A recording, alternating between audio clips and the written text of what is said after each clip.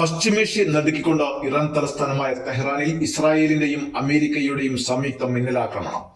ശനിയാഴ്ച പകൽ നടന്ന അപ്രതീക്ഷിത ആക്രമണത്തിൽ ഇസ്രായേൽ പ്രധാനമായും ലക്ഷ്യമിട്ടത് ഇറാന്റെ പരമോന്നത നേതാവ് ആയത്തുല്ല അലി ഖാംനെയ് ഉൾപ്പെടെയുള്ള നേതാക്കളെയാണെന്ന് റിപ്പോർട്ടുകൾ പുറത്തുവന്നു.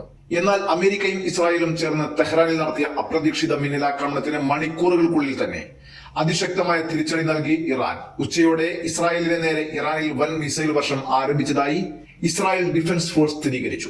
ഇറാനിൽ നിന്നുള്ള ബാലിസ്റ്റിക് മിസൈലുകൾ ഇസ്രായേൽ അതിർത്തി കടന്നു വരുന്നതിന്റെ പശ്ചാത്തലത്തിൽ രാജ്യത്തുടനീളം റെഡ് അലർട്ട് പ്രഖ്യാപിച്ചു. ടെൽ അവീവ് ഉൾപ്പെടെയുള്ള പ്രധാന നഗരങ്ങളിലും രാജ്യത്തിന്റെ തെക്കൻ വടക്കൻ മേഖലകളിലുമെല്ലാം അപായ സൈറണുകൾ മുഴങ്ങുകയാണ്. ജനങ്ങളോട് അടിയന്തരമായി വീടുകളിൽ സുരക്ഷിത മുറികളിലേക്കോ ബങ്കറുകളിലേക്കോ മാറാൻ ഹോം ഫ്രണ്ട് കമാൻഡ് കർശന നിർദ്ദേശം നൽകിയിട്ടുണ്ട്. News desk, news 99. Bridal craft, the wedding mall, Pan Bazaar, Tirur.